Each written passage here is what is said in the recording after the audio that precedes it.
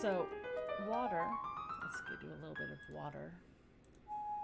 If you want to make it look really dark, you can do squares, you can do circles, or what I like to do.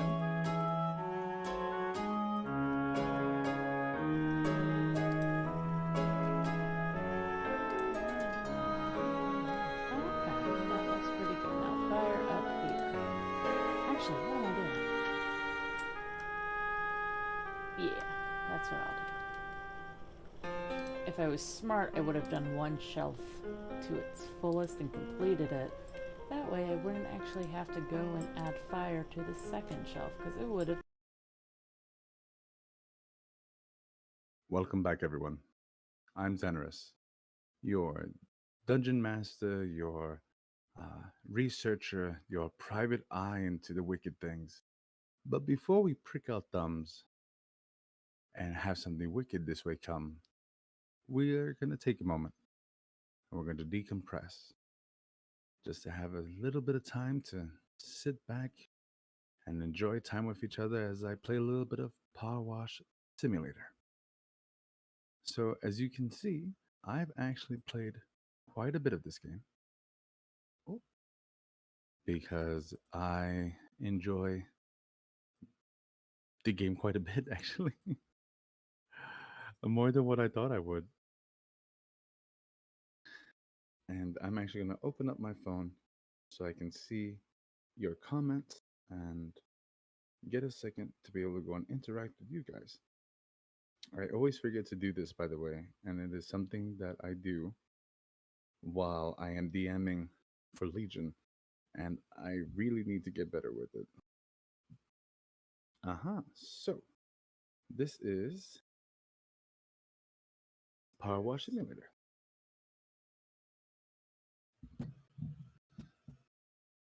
Now, I've been getting a lot of questions about something wicked and, what is it that the goal of it is. And there really isn't a goal. There's more of just wanting to enjoy my time with all of you. It allows me to do something a little bit different besides from playing D&D, which I enjoy very, very much. And it gives you guys something to be able to go and listen to and kind of think about when you have a little bit of free time. It's funny because it was born over a phone conversation with my editor. And I think someone sent me a message. And I can't see it though, because if I leave, I won't be able to go back into Discord. So, ah, my editor is in my ear, thankfully, because she knows that I'm a nincompoop and I do not know enough about Discord to make this work on my own. I don't know about you guys, but the internet got a lot more complex as we all got a little bit older. I enjoy it though. It's been a learning curve for me, and I've come to appreciate it. So, after the voting, all of you decided that you wanted to have this before we got into something wicked. To kind of give you a moment to just kind of chill and relax before we go into talking about horrible things like cannibalism and serial killers. And today is actually going to be the British monarchy. We'll just be talking about the modern day stuff because there's quite a bit of um, older information. But to be honest with you, a lot of it is hearsay and not all of it can be proven.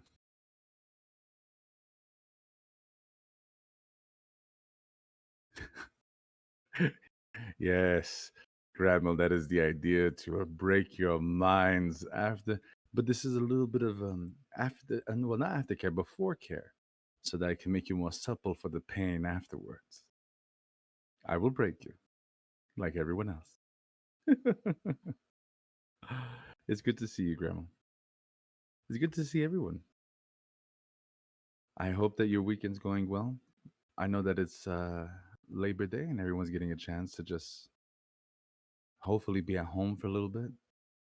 Maybe have a little bit of a barbecue, get some hot dogs. So, when I was a kid, my parents had officially made me believe that hot dogs were made out of puppies. And that was a joke that my father said once, and I never got it out of my head. Hey, Grim, which is terrible. It literally took until the age of 12 for me to actually eat a hot dog when I looked at the ingredients, because, kids are dumb. But uh, there's also a YouTube uh, content creator by the name of Ordinary Sausage.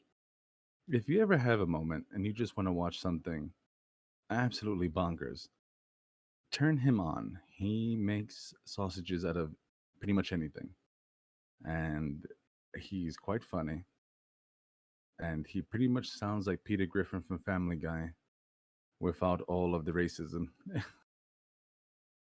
His wife is sometimes on there too. My father convinced my older brothers that if he stayed out too late, child cannibals would come and get them. Why do parents share these little things? I don't get that. So in for us, us Puerto Ricans, we don't have the boogeyman. We have the cuco, and the cuco is pretty much the same thing that if you're a bad kid and if you do bad things, the cuco will come and get you and he'll eat you. Because that's it's always good to fear. Really is the best teacher. But I also was reading about something really fun. Did you know that a group of astronauts actually had a strike in space because NASA was not giving them enough time to rest during missions? And it was literally every hour of the day was planned out, like down to the minute. And they were so exhausted that they decided one day to just not do the job. Sadly, after that, they were blacklisted and they were never allowed in space again. But they are the reason why people are able to have break times in space missions. I read that this morning. I thought it was really fun. People, I think, it's one of those things that we don't really realize just how much time we spend at work until we sit down and we have that moment to go and be like, oh man, I do way too much of this. For my father, it was to keep them from crossing the storm ditch out back at night. This helped prevent them from getting caught up in a flash flood at night. Oof. You know, flash floods have been really crazy lately, haven't they? I saw that with Ida, that there has been quite a bit of destruction down south and right now up north. I hope everyone's doing all right. So, also kind of keeping that in mind, we have been thinking about doing a something wicked live on location, and we've been working out the details for that. And I'm actually really excited to hopefully have that work out if work and everything allows. But we are definitely working on new things for you guys, and it's been real nice. I you know, I actually had someone ask me, how do I make a villain in D&D? Like a villain that you love to hate. And I was going to say, I as a kid, I always wanted to be the villain, you know? I always thought that they dressed the best, that they had and sometimes like the best reasoning, Like it was just like, wow, they call this guy the bad guy, but they're actually, they make sense with what they're saying. I I enjoy villains that have a little bit of a moral high ground, but believe it or not, I think that the most likable villains are the ones that are irredeemably evil.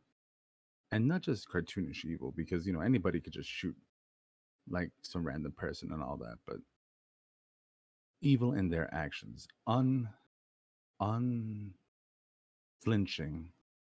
in the capability of evil. And one of the better examples of that is Ilzat.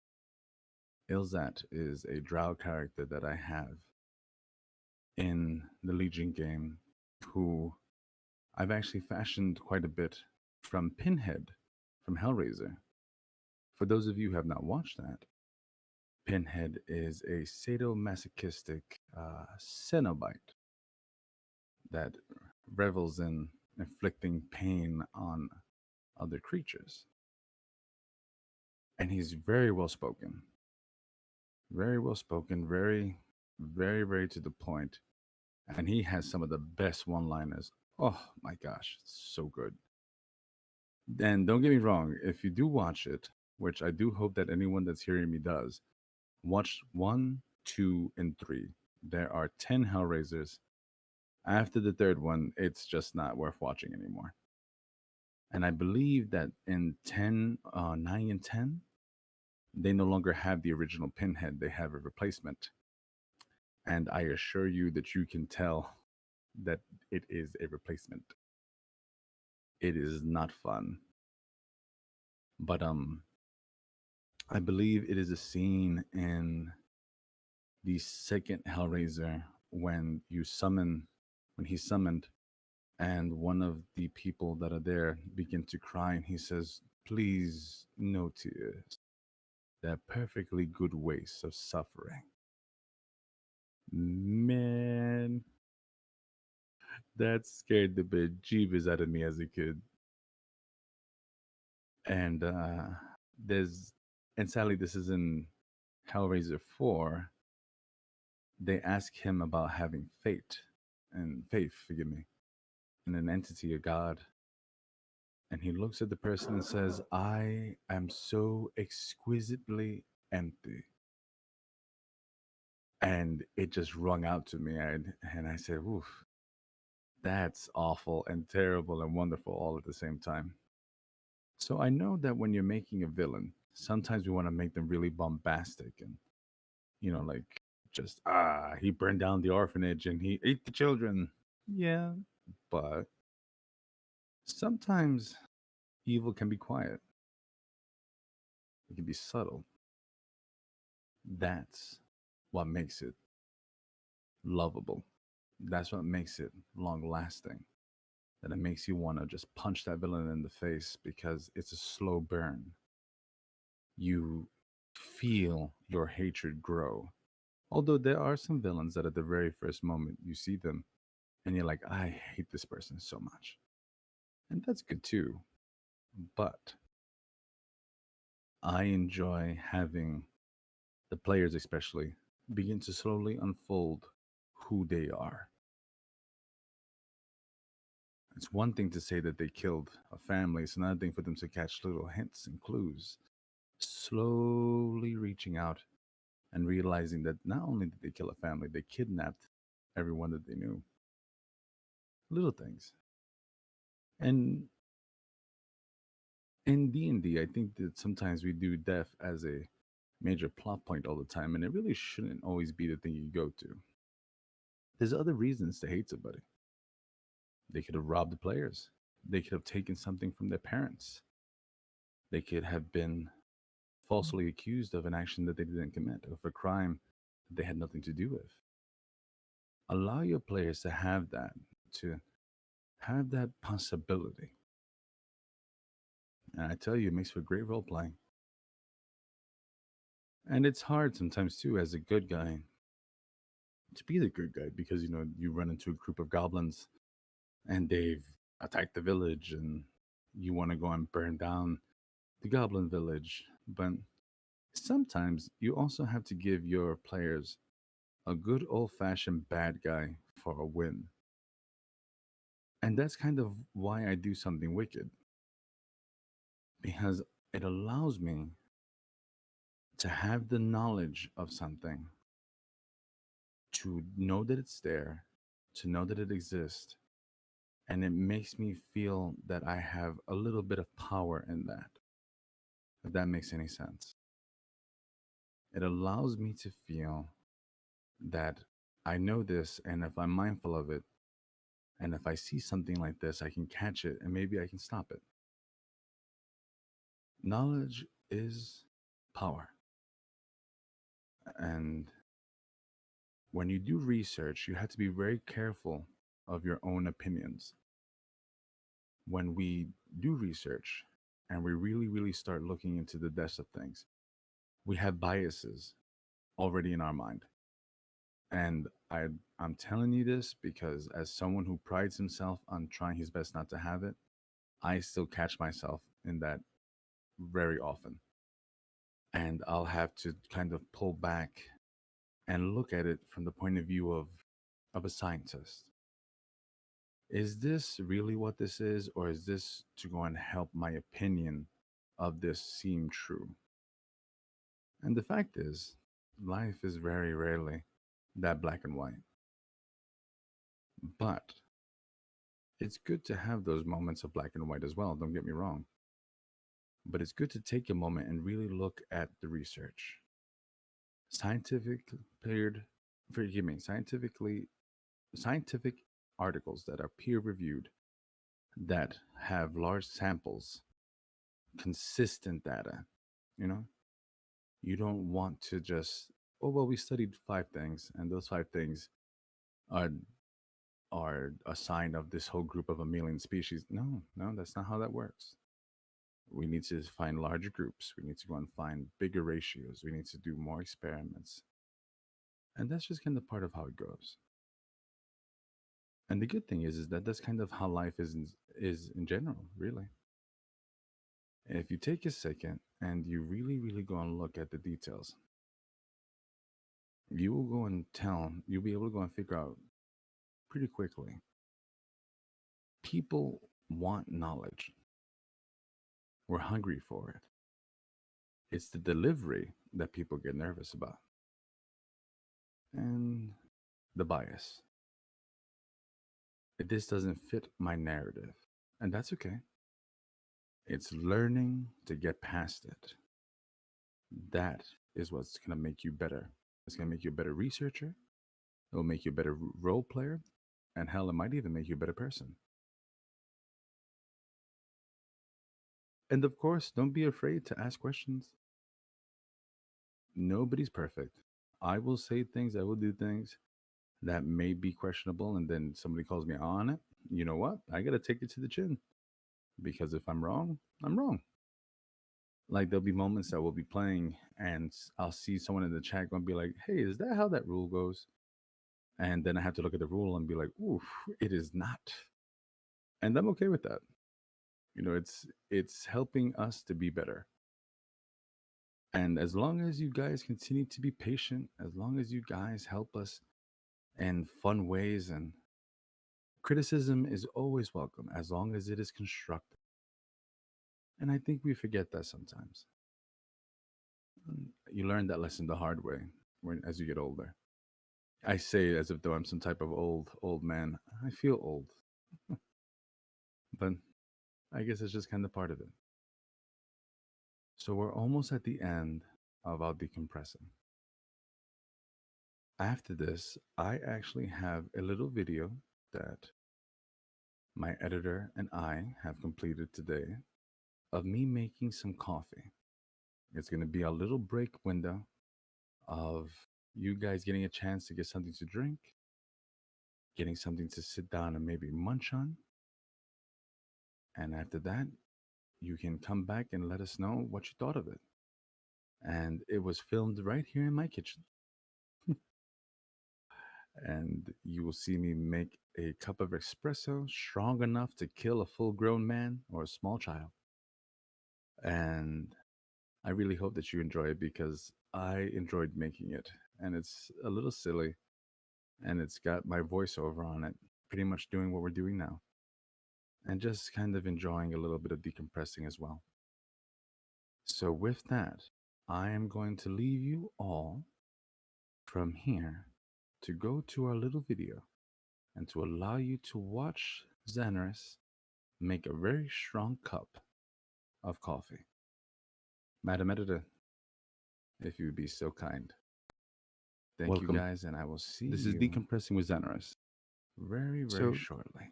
I thought I'd do something a little bit Back. different before we started something wicked. And I wanted to show you just me sitting down and enjoying a cup of coffee. Well, not sitting, but making. That is a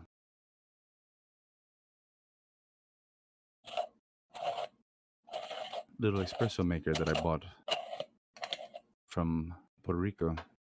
I've had it for a long time. As you can tell, it has some use to it.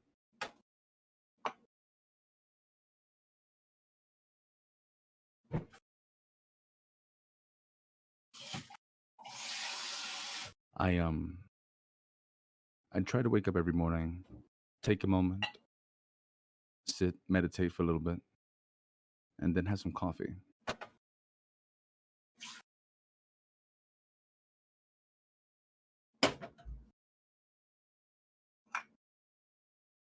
That there is a Sumatra dark roast. I like my coffee strong enough to wake the dead, so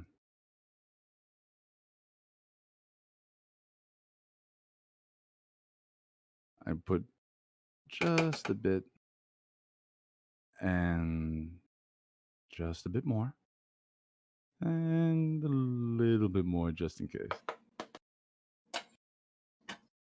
One of the good things about espresso makers is that you don't need much, and when you do put into it, it is enough to wake the dead if you do it properly. And sometimes I think I need that. I'm very meticulous about keeping the kitchen clean, so you'll see me cleaning up as I go.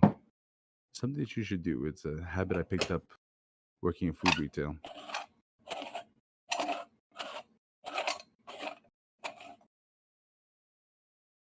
I really do enjoy the sound of that when it connects, don't you? Now, I was having difficulties here because I wanted you to see the coffee boiling over, so I decided to go to the bigger burner. A little bit of a wipe down, make sure everything stays nice and clean. That ring used to fit me very tightly, but I have lost 155 pounds, so it's kind of moving all over the place now.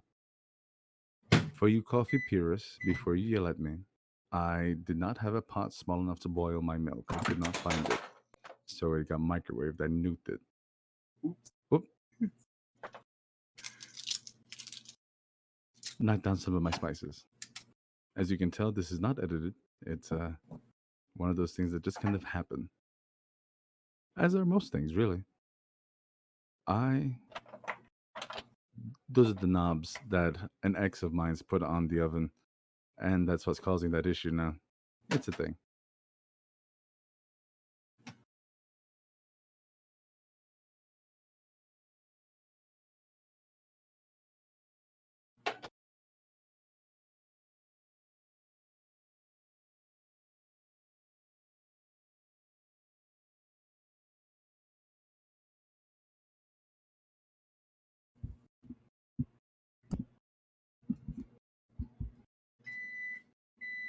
Here I am getting my nuclear reactor heated milk, which, keep in mind, I don't grab that with a glove, but I probably should because it was so hot I could feel it in my fingertips.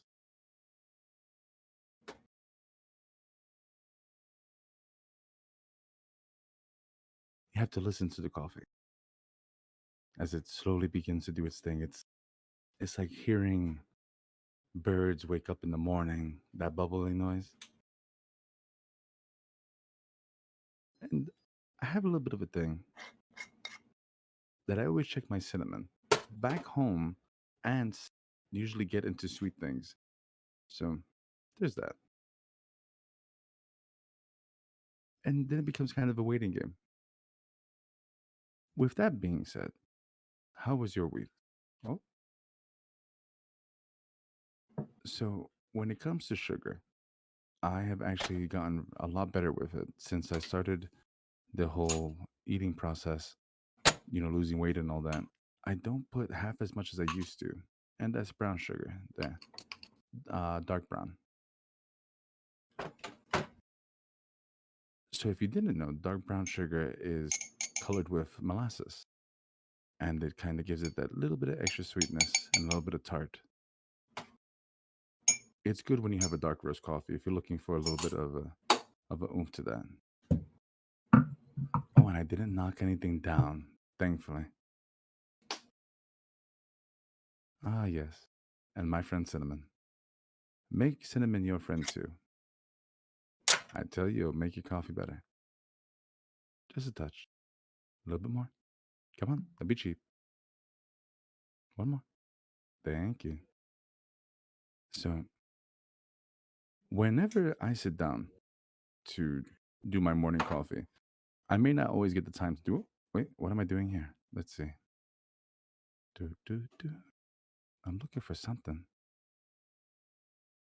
Oh, the syrup. So I had actually bought that syrup. It's a vanilla syrup to be able to do London fog, to prepare London fog tea in the morning. But to be honest with you, I kind of get tired of tea after a while, and I need caffeine to make me feel more like a human being. Don't get me wrong, I love tea, and you should love tea too. Maybe next time. Oh, and this is me catching the computer almost dying and quickly trying to get the charger in without burning the cord. Let's see if I manage it. Do, do, do, do. This is what happens when you do live edits, everybody. It's something to kind of sit with for a moment. Ah, we got it. I'm a little bit impatient, so I have to kind of charge her up a little bit more. Give it some time. Now, while working on this video, I had realized just how much information there is out there. Oh, you have to listen to it again. It's like the birds chirping in the morning. And pick up the heat a little bit more and give it a look. So close, but not yet. So, for those of you who have asked, oh, and a little bit of Macarena for you early in the morning. I don't know how to dance, which is kind of sad. My mother being Caribbean and my father being Afro Caribbean, you would think I would know how, but I don't. So there's that. Now, some of you have asked, how do I prepare for something wicked? Usually takes about 2 weeks for every episode. Oh, almost there. Close. Not yet. And that's kind of how the episodes go themselves. There's a lot of junk on the internet. So you have to take a moment, really kind of settle through it, look through it. Finding scientific articles or articles behind paywalls for most of the time can be hard, but not impossible. Oh, that's me going to my fridge, seeing what I can find. Forgive the mess in my fridge. Oh boy. I was looking to see if I could find something sweet to eat with this. And I purposely don't keep anything sweet in the house anymore because of that. Because if not, I will eat it. Once a fat boy, always a fat boy. So close. Now, keeping that in mind, when you're using a little espresso maker like that, you do want the heat to be subtle. If you put it too hot, you will burn your coffee and it will give it a very sour taste. So be patient, like I'm showing here, as I'm patiently impatient waiting, which kind of happens with content as well. I know everyone's so hungry to go and see new stuff, but I promise it's not always quantity, if not quality. And we are doing our best to bring you the best that we can. But sometimes we cheat, like I'm doing right now, to pick up that heat just a little bit more because I need it. I'm in need already. But like I was saying, usually takes about 2 weeks. I break things down and I make an outline of topics that I find interesting. And then I'll kind of build up on that in bullet points. And I'll go and I'll take major dates, people, times, and I'll add that into it, especially when I'm speaking about people. When you talk about cryptids, not so much. But when you're talking about people like the royal family, it can get a little bit confusing. You have Prince Edward, You've got Maggie. You have this other woman named Willis. Because everyone knows Diana and everyone knows the Queen. But do you really know who they are? Not really. Most people don't. Well, not even I. And I researched them. Do you know that they're actual people that go and are historians for the royal family? They get paid to do that. They know them all throughout their family line, all throughout their gene tree. Oh, almost there. Uh huh. But I think we finally hit gold. No, we did not. Forgive me, my espresso maker was being very stinky with me. But as I took time to sit with everything for this episode, I realized there are a lot of people who are very fascinated by royalty. It's a thing. And as someone who's not really a fan of the monarchs, just never really been much of a fan of any type of ruling body. Maybe that's the anarchist in me. But watching people go gaga over the king and queen and one, almost two, oh, it's fighting back, and three. I'm a fan of three, as you should be as well. But monarchies within of themselves are odd. Oh, I think the baby finally made it. Oh, she's pretty. That smile that only coffee can bring as it begins to boil up. I am not afraid of sink water. Sink water has kept me going for a long period of my life. You can keep your Fiji, you can keep everything else. I'll take my water from the sink. Ah, yes. My heart warms. I've been thinking too, as we continue to do this, what topics do I bring you? How do I truly show you something wicked, something horrible? But not yet. Right now, just coffee. That's all we get. So, even though I have hands built for strangling a bear, I do my best to not burn my fingertips again, and I use my little hand mints, which look comically small on my hands. Oh, I got a little excited, and I spilled just a little bit. Oh, and there it goes. Ah, can you see it? Can you smell it from here? It smells great.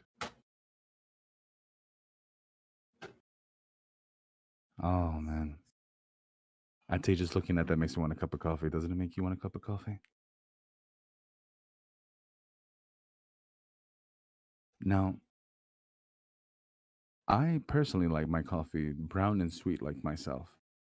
So I do my best to not overpower it because I can't do black coffee. I don't understand what the fascination is or why people do it, but to each their own, I suppose.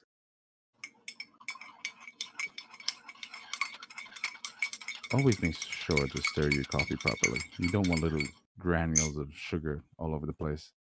Makes for a bad mouthfeel. Just taste the milk. The milk also boiling hot still.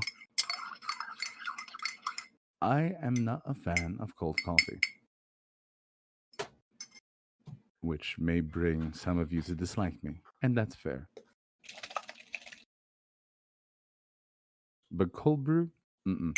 Cold brew has no place in my kingdom. And you don't want to go too heavy with the syrup. One little teaspoon of that is all that you need, if not a little bit less. And I realized that that coffee was black enough to knock the spirit out of me, so I decided to add just a little bit more milk. Get it properly mixed, and we're done. That is a good cup of coffee.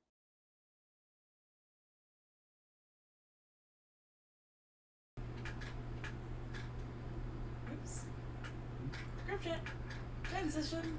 Oh, There we go. there you go. Welcome back, everyone. I hope that you enjoyed that as much as I enjoyed filming it. It was a lot of fun to be able to sit down and do that.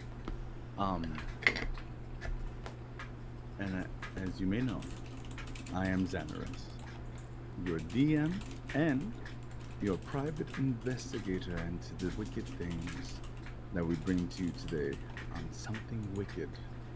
So, let us prick our thumbs for something wicked this way comes.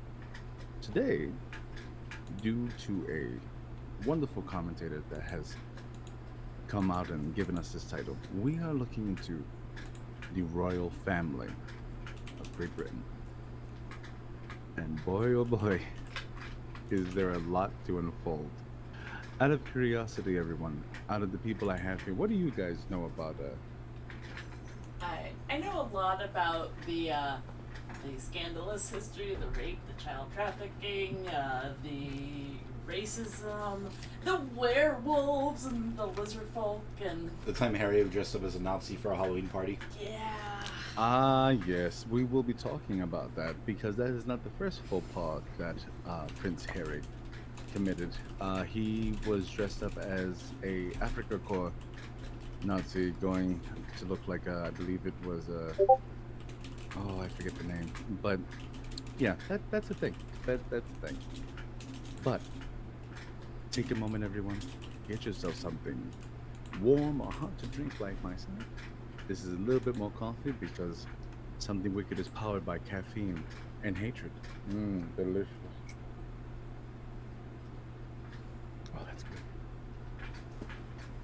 So, before we start, the royal family. Who are they? What do they do? Do they hold a remnants of actual power? They do and they don't, oddly enough. They truly are powerful amongst the English as a constitutional power. But do they have the ability to make laws? No. But they are still seen as a ruling body throughout. Monarchies are different now in certain places of Europe. It's no longer an absolute God right to be able to rule over your fellow man. So you would think that they are given immunity to certain laws, and there is some truth to that. But not as much as you would think. What we're going to do is that we're going to go and talk a little bit about them from the 1900s going forward. Because of that, I didn't want to go into the super early stuff because, as M said before we start, trigger warnings, human trafficking, murder, assassination, molestation. It gets awful as we continue. So, if you need a moment to step back, please feel free. We will be here, and you can just come on back to us. So let's start off with one of the most appalling things that I learned about the English. The House of Windsor's secret prince. So, you see, there are very detailed lineages of the royals, but the princes of the British royal house, they've lived almost their entire lives in, being seen in the public. Except for one, Prince John, the youngest child of King George V and Queen Mary. He's hardly known, and he's a secret that the House of Windsor did their best to make non-existent. And there's reasons for that. He was quite ill. John was born on July 12, 1905, perfectly normal, happy child who was adored by his parents. But John had epilepsy. For some reason, they perceived it as such an embarrassment, such a severe thing, that they hid him away. So that weakness of putting an ill child out into the social world They wanted to look so strong in front of the Germans, in front of the Russians, and in front of a new America. They hid him. He was confined to Sandringham, the family estate in Norfolk, in a house called Wood Farm. His only companions were his devoted nurse, Carlotta, and a male orderly. Though separated from his family, John didn't really lose who he was. He was always very cheerful, always very excited.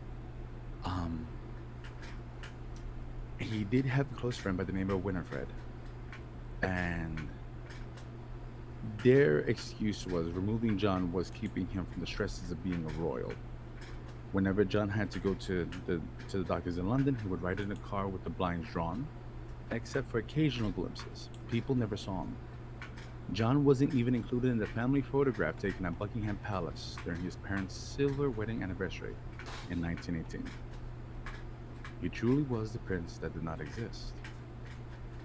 Despite Queen Mary seeming that she didn't love him, supposedly she cared for him very much. And when John turned 13, his seizures became frequent and worse. And on January 18th, 1999, John had a severe attack and could not be awakened. King George and Queen Mary hurried to Sandringham to find their son dead. While the parents were in anguish, the future Edward VIII remarked quite callously, "Thankfully, the animal was dead," and he had no interest in mourning him. John was buried in the local church, and he is scantily found in any biographies. We're starting off strong. How old was he at the time? I believe he was 13 when he passed. Boy, oh boy.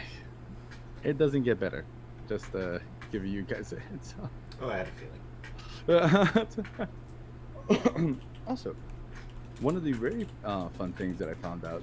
So King George, trying to rehabilitate the monarchy in 1917, decided to change their actual name. The royals are not Windsor. They became Windsor in 1917. Their actual name was Saxe-Coburg-Gotha. It's very German sounding, and in World War I, that was seen as a no-no. So they changed it to the very English and prompt Windsor, which was fun to find out. I didn't know that that was a thing. And let's see, because these are a little bit out of order. But going right out of World War One, we have Edward VIII, that real champion of a man. So supposedly, Edward was a Nazi sympathizer, something the palace did not want public, but was discussed in the book 17 Carnations, the Royals, the Nazis, and the biggest cover-up in history. The book details close ties and dinner dates that Edward and Wallis Simpson, his American lover, who he abdicated the throne for, had with Adolf Hitler. Moreover, the UK's intelligence agencies believed that Simpson was giving the Germans classified information that she obtained after going through documents Edward did not secure. Now, that's just not the gist of it. And it took me a little bit of searching, but Edward really shit the bed. Edward was very, very intrigued by the Nazis because he was hoping that he could use them to maintain power, but also to maintain his mistress Wallis during that time, which is the reason why he abdicated the throne, completely left, so that he could be married to this woman. Let's see. Where is it? So I have a few things here. Forgive me, because it's quite a bit. Education. So on the 16th of November, Edward invited Prime Minister Baldwin to Buckingham Palace, expressed his desire to marry Simpson when she became free to remarry. They let him know that wasn't going to happen. So Wallis Simpson was this stunningly bright woman. So bright that she had this ability to stare at a man in the room and watch him and not break eye contact, making him feel like he was the most important person in the world. She was very good at acquiring information to the point that she slowly but surely started to make her way into Buckingham Palace, and she was able to acquire power. Wallace is a whole different creature. She very much is.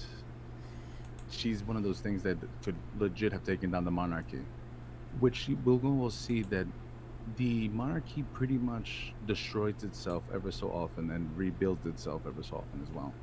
In October 1937, the Duke and Duchess visited Nazi Germany against the advice of the British government and met Adolf Hitler at his Berghof retreat in Bavaria.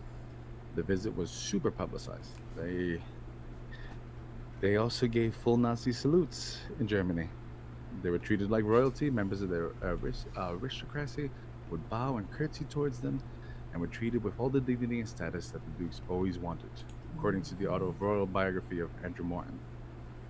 On top of that, Hitler not only considered Edward to be friendly towards Germany and thought that Anglo-German relations could have improved through Edward. Albert Speer quoted Hitler directly in saying, "I am certain through him permanent friendly relations could have been achieved. If he had stayed, everything would have been different. His education was a severe loss for us." The Nazis tried to keep Edward in power because they wanted to keep him as a puppet. Naturally. Thankfully, with him leaving, we had Churchill regain power the way that he did, and it was instrumental in defeating the Nazis during World War II. If we had not had our allies, it could have gotten so much worse. Most likely, snatching up the UK, they would have probably been able to fight off the Russians during Operation Odessa, or is it Odessa or Barbarossa? I believe it was Operation Barbarossa. Forgive me, this isn't something wicked World War II, so I'm not. Fair. But I have something very fun to mention about this as well, because this is where the assassinations start in the temporary English. It is the scandal of the crash at Eagles Rock. Like his brother, King Edward, Prince George, Duke of Kent, was pro-Nazi. Not only was he pro-Nazi, he was also a bisexual drug addict. And when I say drug addict, I'm talking about big time, big time. And he loved going everywhere and being with absolutely anything. He was about that life. So, in 1942, George Edward Alexander Edmund was the fourth son of King George V. He was considered dashing. He was considered very charismatic. But he was also considered. They thought that he was having relationships with Noel Coward, the spy Anthony Blunt, the author Barbara Cartland. He also hung out with American socialite Kiki Preston, the girl with the silver syringe, and was said to be a user of cocaine and morphine himself. He was about those roaring 20s, baby. On August 25th, 1942, in World War II's straight out going, George and 15 other companies took off on an RAF Sutherland flying boat from Cromarty Firth in Scotland and headed for Iceland on a special mission. A short time later, flight W4206 came crashing down on Eagles Rock, the fireball incinerating everything and everyone on board save for the lone survivor, Flight Sergeant Andrew Jack. People automatically want to go and say it's an assassination, but looking a little bit more into it, flights of W4206s, they were accidents like that all the time. Stuff like this happened. But it looked really odd with Edward leaving and Edward's brother being there, but being who he was. It prompted people to really think that, ooh, there's something not good. It appears that the sole survivor, Flight Sergeant Jack, was compelled to sign the official secret act as he refused for a long time to divulge any details of what really occurred during the fatal flight. When Jack finally told his family, it was revealed that it was George, not the pilot, who was at the controls when the plane crashed, and that someone was on board who shouldn't have been. This is actual documented word for word. That the identity of the mysterious person has fueled speculation. It is suggested that it was George's current lover that he was showing off to, and his showing off caused the accident since he wasn't paying attention. But one of my favorite conspiracy theories was that it was actually Hitler's deputy Rudolf Hess, and that he and the Duke died while they were going to Sweden to negotiate peace. And as they died, they got a body double of Hess with the same unibrow. Because that makes. Yes. If anyone gets a moment, Google search that man. He is literally what a caveman would look like in modern day era, and he's just this big, like, foreboding man with this very strong brow. And but keeping in mind, Hess was very much alive, and Hess died in the Nuremberg trials in Spadu. But there's that. Let's go and see some of the other stuff. So speaking on that,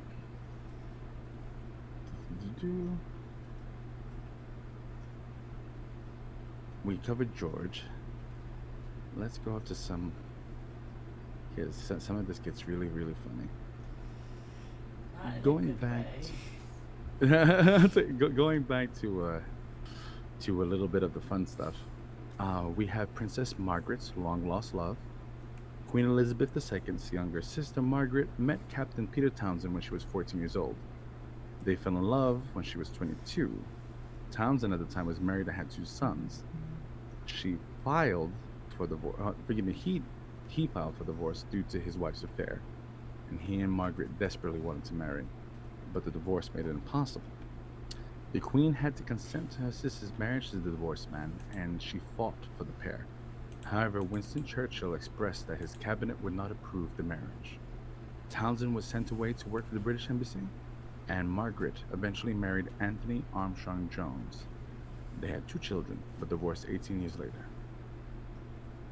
It stated that Margaret never recuperated from that.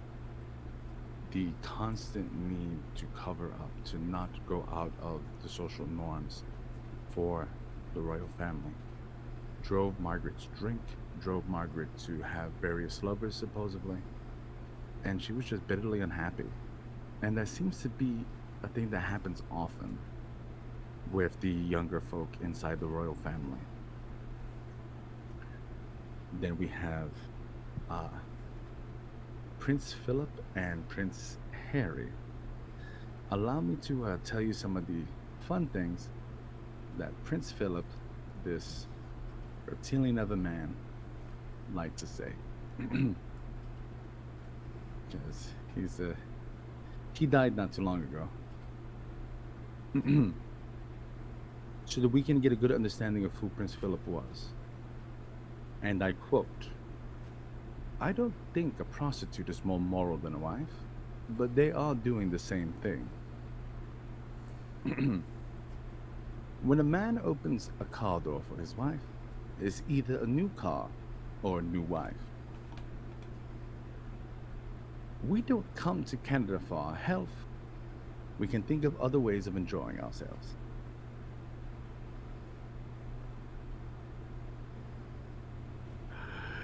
If I was reincarnated, I would wish to be returned to Earth as a killer virus to lower human population levels.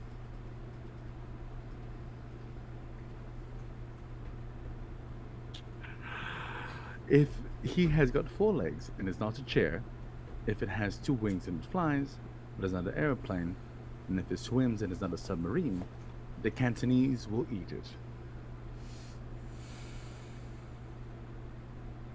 It's a pleasure to be in a country that isn't ruled by its people.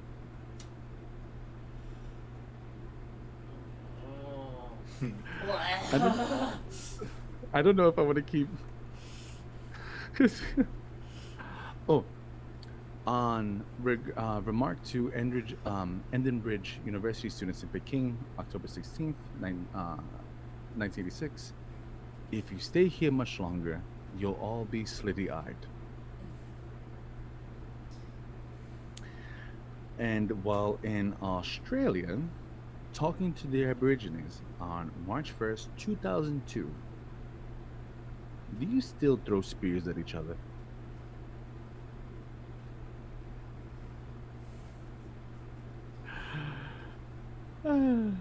Oh boy. Let's see if I got one more. After accepting a gift from a Kenyan woman, you are a woman, aren't you? Yes. For real life is so much more terrible than making things up. But let us talk about the darling Prince Harry, because Prince Harry is seen now as this radical, wonderful person. But Prince Harry thought it was a good idea to wear a swastika armband and a uniform resembling that of the Africa Corps to a party in 2005. He was 20 years old, and they took a photograph of him leaked online. And the palace, of course, did their best to go out there to damage control. I'm very sorry if I've caused any offense or embarrassment to anyone, his statement read. It was a poor choice of costume. I apologize. This would also happen 4 years later. Yes. That is not the only thing that Prince Harry has. Oh, please, because I have more, but you go for it. No, He please. has, like, as late as 2009, he has had many times that he's had racist slurs, Nazi sympathizing slurs. He is very much still in that, unless recently he's changed. As of 2009, he was. Maybe. But I will course- go and tell you. I will go and tell you from what it seems, he takes after his grandfather. You see, because he was also found guilty of saying racial slurs on video, along the lines of slinty eyes and things of that nature. So there's that. But is he truly the worst of the royals? No. No. Let's talk about Andrew. Prince Andrew. Oh, you know what? Not yet. We still have some other people. I'm gonna make you wait on Andrew. Mark Phillips. So another scandal involving Princess Anne was her first husband, Lieutenant Mark Phillips, who had a love child. The Queen's only daughter and Phillips married in 1973, but it was stated that Phillips had an affair with a teacher named Heather Tonkin, who gave birth to a child in 1985. Anne and Phillips divorced in 1992. She soon remarried, which made her the first royal since Henry VIII to do so. She was opening the way for what was going to happen in the future. Now let's talk about Andrew. Prince Andrew, the one-man Grand Slam buffoon, that if you have a moment, everyone, I would like you to head on out, and not right now, do it afterwards, and watch the BBC News interview with Andrew on Newsnight. It is 40 minutes long, and just take a second and breathe him in as he tries to explain his relationship with known child trafficker and sexual deviant Epstein.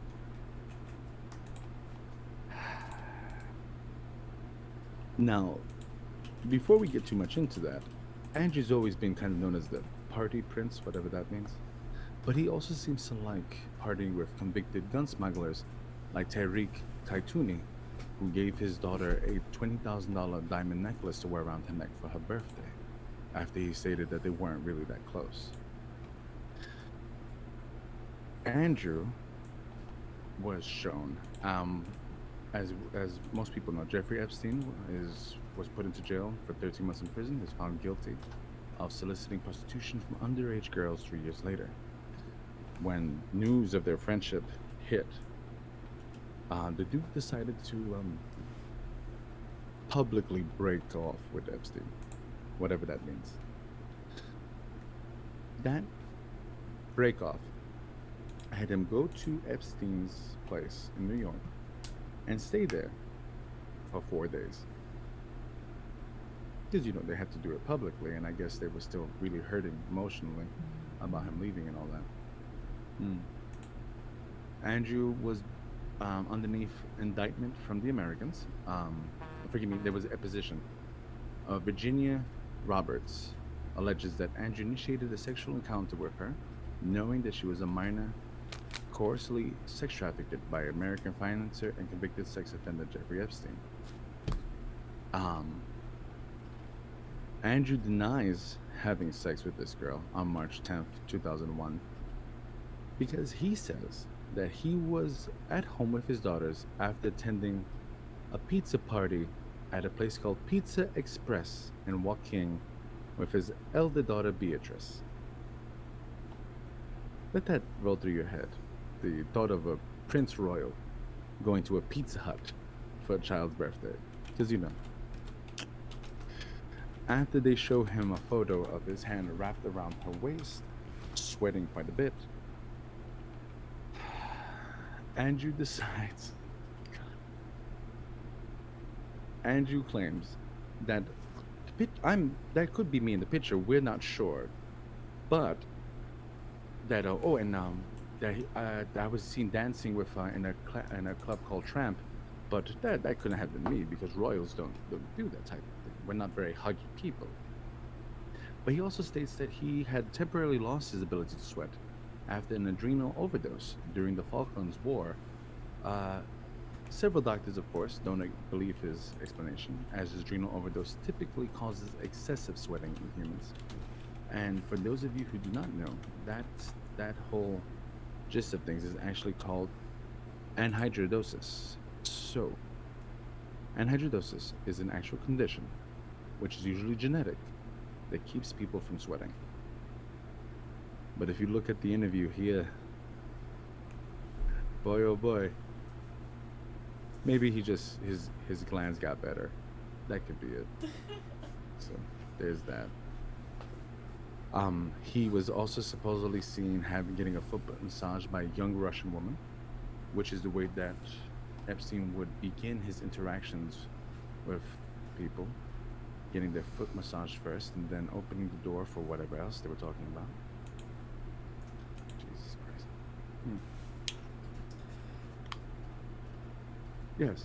There's also one where he was able to. A conversation was recorded with Camilla's Prince Charles' wife, where he wanted to live inside Camilla's trousers as a pair of knickers. Oh, that was Prince Charles, actually. Oh, that was Prince Charles. Oh. Oh, we're gonna get to him right after this. Oh yes.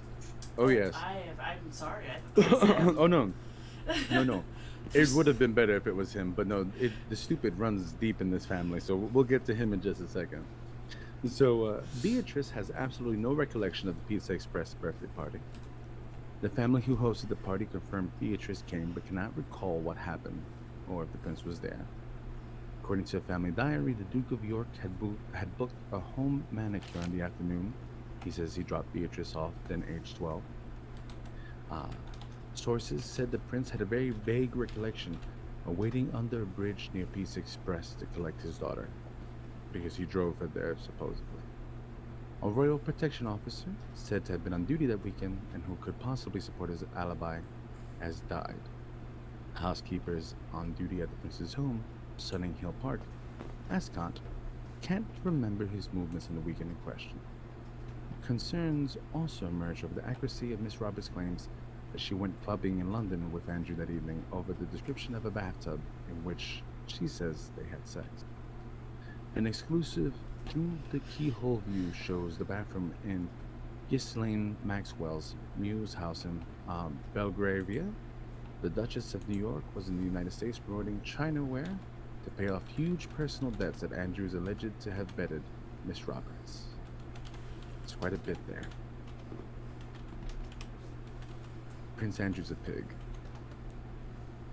if you get a moment to watch that interview, watch his body. Watch how he reacts. I have posted links to the interview in our Discord for those of you who are interested.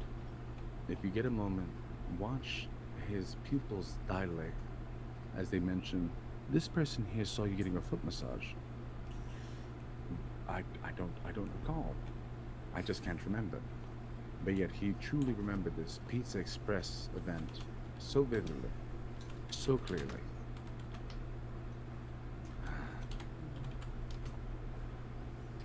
Now, so tasteful. So tasteful. Pizza Express. I hope that that pizza was delicious. I really do. And just in case if you guys didn't know, we support sex workers here on this channel. But people that do the things that Angie does, nah, you're good.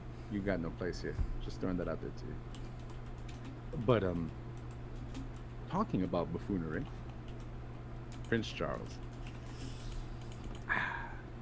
Boy, oh boy. So,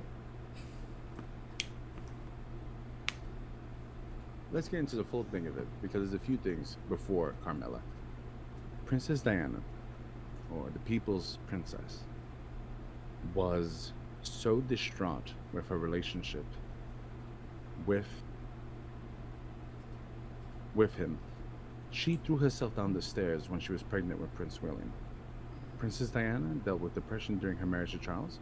She documented her most personal and heartbreaking thoughts on tape. In one of her recordings given to journalist Andrew Morton, the People's Princess recalled a time she threw herself down the stairs while 4 months pregnant with Prince William in an attempt to get her husband's attention. Quote, I had told Charles I felt so desperate. I was crying my eyes out. He said I was crying wolf. I'm not going to listen, he said. You're always doing this to me. I'm going riding now. So I threw myself down the stairs. The queen comes out, absolutely horrified, shaking. She was so frightened. Diana would later find out that her husband was also having a affair with oh my god, forgive me, the ad came in and it just completely went crazy. So Diana would find out that Camilla, who was sleeping with Prince Charles, to Prince Charles' aforementioned, if only I could be a tadpole in your knickers. But what a life it would be discarded after your use of me. Who said that romance is dead? Jumping through a few things. This is where we get to something that's a little sad. It is alleged, a lot of people think, that Princess Diana's death was an assassination. I hate to do this, but after really sitting down with everything and really looking through everything, I'm going to have to disagree. And there's reasons for that. Although Princess Diana was seeing an Egyptian man at the time, and if she had, and supposedly she was pregnant with his child, it was supposedly was considered a very big embarrassment for this to happen, seeing that they're Middle Eastern, yada yada yada yada yada yada yada, oh, African, and supposedly that was the reason why this happened. But they were also drinking quite heavily before they left, and on top of drinking quite heavily, they did not have their seatbelts on, which, you know, they're so accustomed to being driven, why would they? The accident happens at an extremely fast pace. The damage that happens is pretty much someone that's driving drunk, driving very, very fast in a very dangerous place. I hate to say this, but I do not think that Diana was assassinated. I do think that she lived a very hard life. I think that she was taken away before her time, but I can't say that they're responsible for her death. Now, could there be reasons behind that? Oh yeah. Oh yeah. Is that kind of part of their modus operandi? Of course. Since royals just kind of cease to exist from time to time. But Diana was one of the few people in the royal family that showed the humility and the love towards the general populace. And it is also known as saying of King George of the populace are a stinking mess. The good thing is that they're loyal. Something to think about when we think about these people. But as we go down a little bit more into it, and this is the one that I wanted to keep until the end because this is the one that makes me the happiest. And I hope that it puts a smile on all of your faces too. Let me find it because my document this time is super duper huge. The royal family may not be royal at all. So in 2012, more than 500 years after Richard III's death, his remains were discovered in Leicester parking lot. Scientists tested DNA, proving that the remains were in fact his. But the genetic testing did not link him to any parental relatives, which scientists described as a false event, a false patern. Oh, I can't say this word in English. Paternidad, paternity, paternity, Paternity? P-A-T. Say it. Paternity. Paternity, thank you. A false paternity event. In other words, an affair broke the chain of royal descendants somewhere along the way. Depending on when the affair occurred, many kings and queens may not have had the right to rule after all, including Queen Elizabeth II. The DNA also revealed that Richard III was likely a blonde with blue eyes, contrary to the majority of depictions of him. So they find out through mitochondrial DNA samples, those passed from mother to child, that matched those of two female relatives. The surprise was that in the Y chromosome's haplotypes passed through the male line, it didn't match any of the king's present descendants. The conclusion is pretty bad. Somewhere along the line, somebody got cheated on. A child whose father was not a royal bloodline had been mistakenly taken as legitimate. Now, the finding has some implications. During the supposed 500-year-old chain, a recent break would affect the Dukes of Beaufort, but a break at the top of the family tree would call into question the legitimacy of most of Britain's monarchs. Without exhuming more bodies, scientists cannot tell just who the illegitimate child was, but the chief suspect is John of Gaunt, 1340 to 1399, alleged son of Edward III. Supposedly, John's real father was a Flemish butcher. If true, that makes his son Henry IV and the rest of the monarchs who descended from him illegitimate. We already noted that Henry claimed the throne through the Elizabeth of York, but Elizabeth II traced her line back to John of Gaunt. But, adding to that, Professor Kevin Shira of the University of Leicester, the first thing we need to get out of the way is that we are not indicating that Her Majesty should not be on the throne. There are 19 links where the chain could have been broken, so it is statistically more probable that it happened at a time where it didn't matter.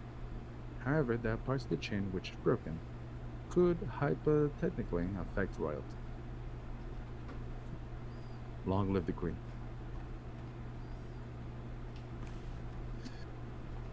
So, with that, we speak about many. Yes. Oh, after you finish your thought, I have a couple of fun little facts. Yeah.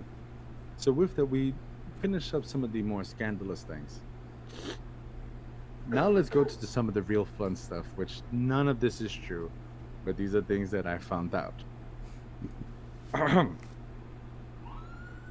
There is 19% of people in England that believe that the British royal family are reptilians, an alien race of super creatures that have come to rule us. God.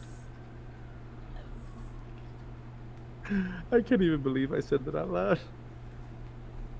Which, by the way, if you've done any research into reptilians, it's all bullshit.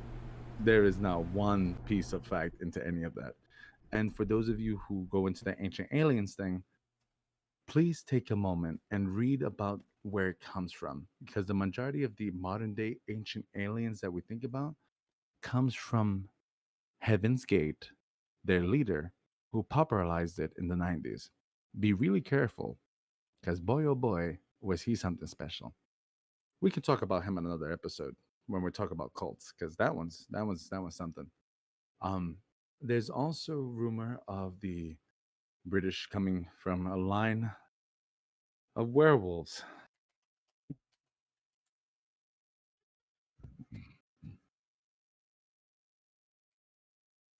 I I don't know. It's true. Oh, that's it. And and I'm glad you brought up the reptilian thing, because that kind of crosses into my wheelhouse a little bit of weird conspiracy theory, well, weirdos. Apparently, one of the big people to be pushing that, and still pushing that today, is one British conspiracy theorist named David Icke, Yes. and he's made a career off of conspiracy theories involving aliens and reptilians. And a little bit of a interesting side note is very close and friendly with Alex Jones, but that might be a future episode, maybe. Not even sure if I want to work on the man who screams they're making the frogs gay. Fair. He's something. Which, by the way, if you ever find that remix online, guys, check it out. That song's actually pretty fun. But M, I was told that you got some facts. Hit me with some facts. So I have two, and I'll be sure to post the links that I have for them into the Something Wicked channel in our Discord. So I'll be sure to drop the link to that. So first one I had, there was a documentary that has been banned for anyone to see, made in 1969. Yes. Yes. The documentary of the monarchs, of the Yes. royal family, trying to show Yes. that the queen is very much like one of you, a common person. Yeah, okay. It went so badly, and the Queen has banned it from anyone to From see. ever being seen. But we do have some clips that were leaked. I'll be sure to post the YouTube of those clips. Please feel free to. I didn't mention it because there wasn't much to show, but I'm glad that you did mention it. But yes, But that is a thing. I love the fact that the Queen saw it, and she saw it, and she's like, no one can ever see this. Quote, quote, unquote. This will destroy the monarchy. No one can ever see this. And then I have a really stupid one that's just a lot of fun. And this one is dedicated to Danger is Fear, for following. Hi, Danger. The royal family cannot play Monopoly.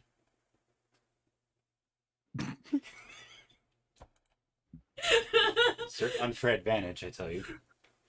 Queen Elizabeth has banned it to being played within her walls. That's when you know that shit's real. When there's a game that is so dangerous that even the monarch is just like, nah, nah, nah, nah, nah. We can't do that. This isn't. That's royal decree. I agree with, actually. It, according to Reuters, and Reuters is the one that did this, it is one of the most popular board games in several countries, but it's absolutely forbidden inside the walls of Buckingham Palace. Queen Elizabeth, she is very clear about it. Inside her home, Monopoly cannot be played. The reason, the game is considered barbaric and extremely competitive, which we all know. Who hasn't started a fight because of Monopoly? This is a little bit off topic, but for those of you who don't know, I have an older brother named Jesus. He's taller than I am and he's whiter than I am. He's a professional fighter back home in Puerto Rico. He's a big guy. I love him to death. But my brother literally lives on the rule of I wish a motherfucker would. That's just how he is in general life. I have had Jesus flip Monopoly games mid game, right off a table, and just go, I don't want to play this anymore, and just go off. That has happened. He's also done that playing Yu-Gi-Oh, just kind of throwing that out there too. I don't, I, Yeah, I don't like playing games with Jesus because of that. It's just like he's dangerous. But thank you all so much for being part of all this weirdness and these little weird facts like the squonk that we had in the cryptid. But talking about cryptids, M actually has something that she would like to share with us. Shout out because I'm typing this and my fingers are not as fast as my mouse. So thank you so much for Lunar on Twitch for following. Oh, thank you so much for follow. So last week we talked about cryptids. And one thing that Daniel had mentioned, he neglected to mention a lot because she's famous. And everyone talks about her. Everyone does. But my great grandfather wrote a ballad after seeing Nessie. So a little bit of context. This was in 1930s to 1940s. We don't know exactly when. This is where he lived. Look at that beautiful home. It's a Oh my gosh. It's a motherfucking castle. He didn't live in a I- house. Oh my gosh. I want to live there with them. It looks so nice. His name was William Goodbody. And this is the ballad he wrote of Nessie. Sir William was a doughty man, as he came fey out of his ha. Now haste ye, me merry men, bring out me car. He stepped into the mighty car, his daughters by his side. Now tell us, father, where we go, and what we may betide. He has placed his foot upon the gas, and made the car go to a roar. Now gently, gently, me daughters, bathe. We go to Loch Ness shore. A mighty dragon hunts the sea. A fain would see it there. I fain would see it there. There never a man has seen it yet, but I have yet. Then there's a little ...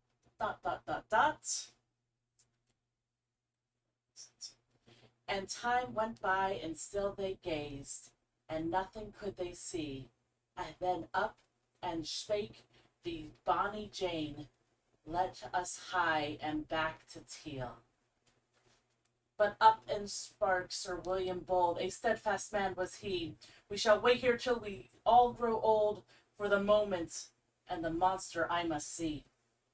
He turned his head towards the west, he turned his head a wee, and then he saw the mighty beast, as plain he could be. They put their glasses to their eyes, and gazed with all their might. The monster was a mighty size. It was a gruesome sight. His head was small, his neck was long, 9 little bumps grew on his back. He slowly swam the loch along. He swam back. Father, father, the girlies cried, did ye see the waters roar? Let us haste away up the valley wade, lest us swim up to the shore. He'll never do that, Sir William said, and pride was in his tone. We 3 have seen the wondrous sight, seen by we 3 alone. We have seen the monster of Loch Ness. We know his home is there, where never a man in all the land can speak the truth so fair. The noble man of Goodbody will be known both near and far. Now, children, lift your voices all and let us cry. And still within each Scottish home, the tale is often told, how Sir William saw the beast in the brave days of old. This is the Christmas card that went out, along with a copy of their adventure to every family member in Scotland, Ireland, and the Americas. You know,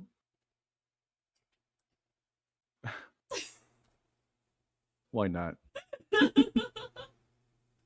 It's okay. Because as much as I'm as I feel that it may not be true. In my heart of hearts, I want it to be so bad. I Yeah. want it to be so bad. Nessie's my favorite. She has to be real. I know, and you see, this is the opinion bias, and this is so hard for me because I want, all jokes aside, everybody. I am very big on knowledge. If I literally just want to see it, know what it is, and that's it. I don't want to hunt it. I don't want to take it any place. I don't want to experiment on it. I just need to know. Like I Yeah. need to know that it's real. And same thing with Bigfoot. Yep. I would never want to capture one. I would never want to experiment on one. I wouldn't want to do that. But man, if I could see one and know it, you know what I mean? Like know it. Like that's a Bigfoot. It's not a bear. It's not, a shadow. It's no. That it walks out in plain light and I see it in all of its splendor. I'll probably die from a heart attack, but I would still want to see it. Yes. So it's one of those things. But again, thank you everyone for taking this time with us and allowing yourselves to decompress with us, allowing yourselves to learn a little bit about the wickedness of the royal family. Thank you for joining us. Thank you for our new followers. And as always, let us go now and prick our thumbs. For something wicked, this way comes. Thank you so much. Have a great day, and we will see you all very soon. Bye. Everybody. Circles. Or what I like to do. PC or PC as your character, who would it be? Wait, Maha. did Emily say who Yeah. who you praise? Who The was your god? wild mother, the green mother.